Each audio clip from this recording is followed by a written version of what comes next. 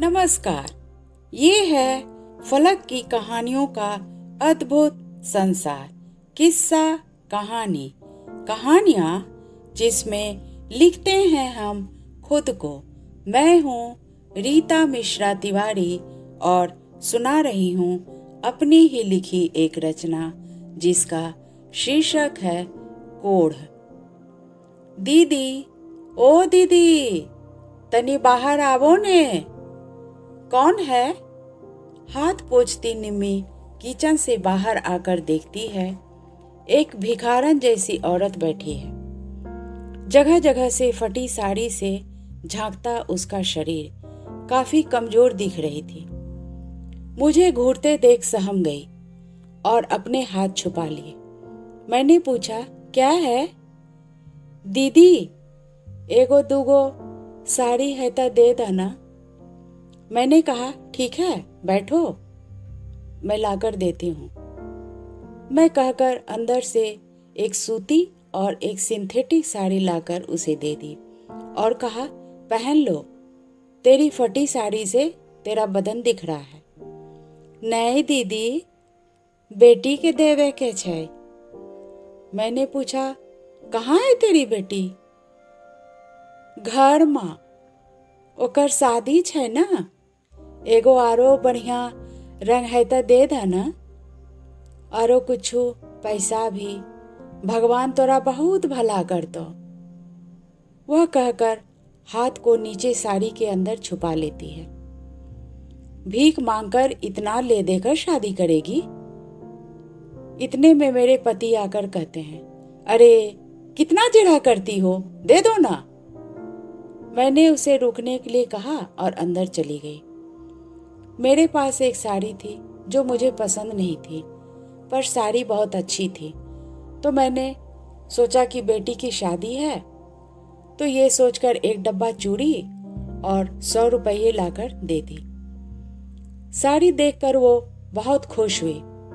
चूड़ी, पैसे, उसके आंखों से आंसू निकल आए। मुझे उसकी खुशी देख बहुत सुकून मिला। तू भूखी होगी ना, ठहर, मैं तेरे लिए कुछ खाने को लाती हूँ। इतने में मेरी जेठानी आकर चिल्लाने लगी, तू तू अंदर कैसे आ गई? और तेरी इतनी हिम्मत, निकल यहाँ से। ये सब तूने दिए निम्मी? जी दीदी, पर हुआ क्या? आप इसे इस तरह क्यों कह रही हैं? तुम नहीं जानती इसे, इसकी हालत तो देख। देखी तो रही हूं, बेचारी, कह निम्मी अंदर चली गई। उसके लिए प्लेट में खाना और पानी लेकर आती है और उसे देती है, पर वो कहती है, नीचे रख दो दीदी। नहीं, खा ले, मैंने कहा। फिर से मेरी जेठानी गुस्सा करती है, नीचे क्यों रखना है, हाथ में लेना। लेगी भी ये कैसे? हाथ पैर सही हो तभी तो। ये क्या बोल रही हैं दीदी आप? सही तो है इसके हाथ पैर। नहीं नहीं, इसे बोल दिखाने को, जेठानी गुस्से में कहती है। मैंने उसे दिखाने के लिए कहा तो वो रोती हुई अपना हाथ पांव दिखाने लगी। उसके हाथ पांव में पट्टियां बंधी हुई थी। क्या हुआ है? मैंने पूछा तो वो रोने लगी और अपना कहानी बताने लगी। दीदी, हमें बहुत अच्छे रही हो, लोगों के घरों में काम करी कर, बेटा बेटी का पोसी पाली कर बड़ा कर लियो। तुम्हारा पति? मैंने पूछा। वो रिक्शा चलावे छे। फिर कहने लगी, एक बार मेरा हाथ पैर फूल गया और घाव हो गया। डॉक्टर से दवाई लेके खाए तो ठीक हो गया। फिर कुछ महीना बाद फिर से वापस घाव हो गया और छूट ही नहीं रहा था। घाव से पानी खून बहते रहता था। अस्पताल में डॉक्टर को दिखाया तो डॉक्टर ने कहा, ये कोढ़ है।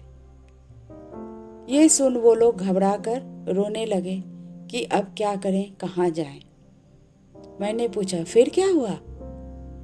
फेरू की दीदी, जकरा पाली पोसी का बड़ा कर लिए, वही सब मिली का हमरा घरों से निकाली दिल के।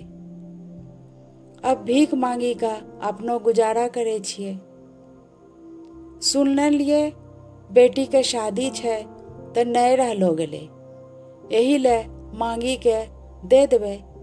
माँ है ना हम, माँ का दिल माना नहीं। उसकी दुख भरी कहानी सुनकर मेरे आंखों से झरझर आंसू बहने लगे और मेरी जेठानी तमतमाती हुई चली गई।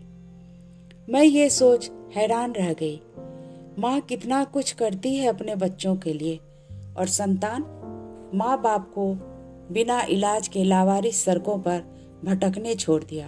और पति, ये शरीर का कोढ़ नहीं, इंसान की इंसानियत और विकृत मानसिकता का कोढ़ है।